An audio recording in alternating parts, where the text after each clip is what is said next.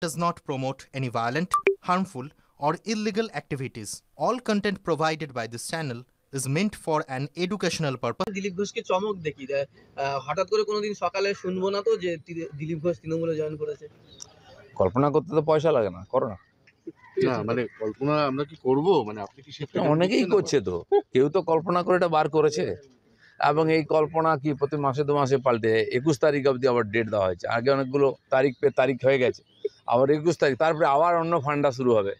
তো কিছু তো মার্কেটে থাকতে হবে, কিছু লোক এই করে মার্কেটে থাকার চেষ্টা করে। দিলীপ ঘোষ তো মার্কেটে আছে দাদা, এখন তার সেই তিক্ততা নেই। আপনি তো জগন্নাথ মন্দির গেছেন, কুণাল, অরূপ সবার সাথে আমার সঙ্গে চা খাওয়াটা। না সেই তিক্ততা নেই। কুণাল অরূপের সঙ্গে আমার আগে থেকে পরিচয় ছিল, এখনো আছে, আগামী দিনেও থাকবে। আমি রাজনীতি করি না করি, ওরা করুক না করুক, কে কোনো পার্টি থাকবে, তার সঙ্গে রাজনীতির সম্পর্ক দিলীপ ঘোষ এরকম ভাবে না।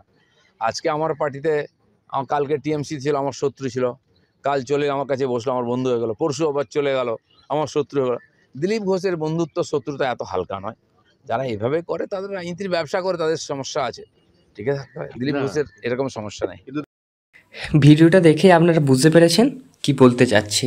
দিলীপ ঘোষ কি টিএমসি যাচ্ছে? প্রশ্নটা শুনলে হয়তো আপনিও অবাক হয়ে যাচ্ছেন, কিন্তু রাজনীতির আঙিনায় এই গুঞ্জন এখন আগুনের মতন ছড়িয়ে পড়ছে।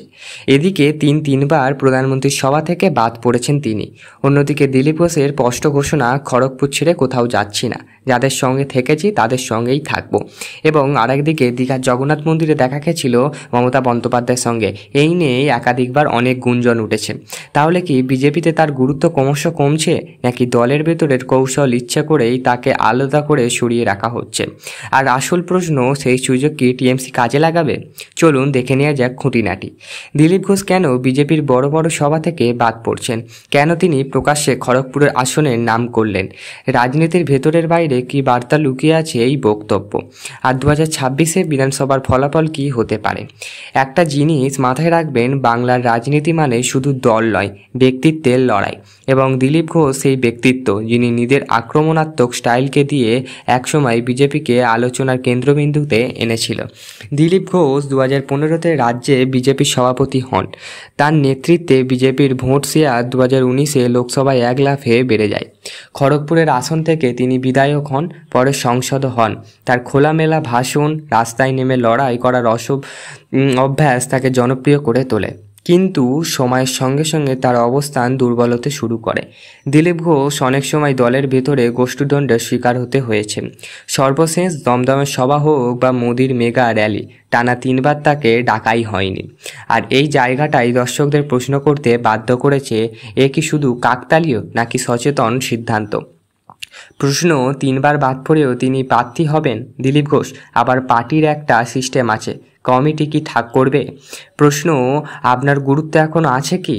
দিলীপ ঘোষ, পার্টি যা দায়িত্ব দিয়েছে করেছি, ভবিষ্যতেও করব। প্রশ্ন, কোন আসলে চালাতে চান? দিলীপ ঘোষ, অবশ্যই খড়গপুর, আমি এখানকার ভোটার, এখানেই আমার পরিবার। দর্শক খেয়াল করুন, তিনি ঘুরিয়ে কথা বলেন না, সরাসরি খড়গপুরের নাম বললেন। এটা আসলেই রাজনৈতিক বার্তা, আমাকে বাদ দিয়ে খড়গপুর খোদা হবে। এবারে আসল ঘটনা হচ্ছে, বিজেপি তাকে কি প্রার্থী করবে না? খড়গপুরের শক্ত ঘাঁটিতে তখন কি করবে দিলীপ ঘোষ? নিজের আসন বাঁচাতে তিনি কি বিকল্প রাজনৈতিক প্ল্যাটফর্মে যাবেন? রাজনীতিতে এইরকম উদাহরণ অনেক। শুভেন্দু অধিকারী একসময় টিএমসির দাপুটে নেতা ছিলেন, আজ তিনি এরম অনেক নেতার পরিচয় পাওয়া যায় যারা টিএমসির দাপুটের নেতা ছিল, আজকে তিনি বিজেপির মুখ। আবার একাধিক বিজেপি নেতা অতীতে অন্য দল গিয়েছেন। এই কারণেই রাজনৈতিক মহলে গুঞ্জন, টিএমসি কি দিলীপ ঘোষকে দলে টানতে পারবে? আর দেখতে গেলে দিলীপ ঘোষ খড়গপুরের একটা ক্যাডার ব্যাস তৈরি করেছে। বিজেপি যদি তার উপরে আস্থা না রাখে, সেই ক্যাডারে ভেঙে পড়তে পারে। টিএমসিকে ঠিক এটাই সুযোগ হিসাবে নিতে চাইবে। বিজেপির দুশ্চিন্তা, দিলীপ ঘোষ চলে গেলে শুধু একজন নেতা হারাবে না, গোটা খড়গপুর সংগঠন দুর্বল হবে। টিএমসির লাভ, তারা একাদিকে খড়গপুর শক্ত করবে, অন্যদিকে বিজেপিতে ভাঙন ধরাতে পারবে। এই জায়গাতেই রাজনীতি গরম হয়ে উঠেছে। রাজনীতি এক ধরনের দাবার খেলা, যেখানে প্রতিটা ঘুঁটি সময় মতন ব্যবহার করা হয়। আজ দিলীপ ঘোষ যদি বিজেপিতে সাইলেন্ট হয়, তাহলে আগামী দিন তিনি অন্য দলে হাতির ঘুঁটির মতন কাজ করতে পারে। তাহলে কি সত্যি দিলীপ ঘোষ টিএমসিতে যাচ্ছে, নাকি বিজেপিতেই শুধু কৌশলগত কারণে আড়ালে রেখেছে? 2026-এ বিধানসভা আসন্ন, খড়গপুর আসনকে ঘিরে শুরু হয়ে গেছে রাজনৈতিক দাবার খেলা। আর সেই খেলায় দিলীপ ঘোষ হবেন কুইন, না হলে তজ্জ ঘুঁটি। সেটাই এখন কোটি টাকার প্রশ্ন। আপনাদের কি মনে হয়, দিলীপ ঘোষ বিজেপিতেই থাকবেন, নাকি পাল্টে যাবে বাংলার রাজনীতির খেলার ছক? কমেন্টে জানাতে ভুলবেন না। আর ভিডিওটি কেমন লাগলো প্লিজ বলবেন। নানান দিকে এখন ভুয়ো খবর ছড়াচ্ছে, প্লিজ ভুয়ো খবরে কান দেবেন না। সত্য খবর শুনুন, সত্য খবর যাচাই করুন। আমাদের চ্যানেলটিকে এতক্ষণ দেখার জন্য অসংখ্য ধন্যবাদ আপনাদের সবাইকে। যারা আগে থেকে সাবস্ক্রাইব করে গেছেন তাদেরকে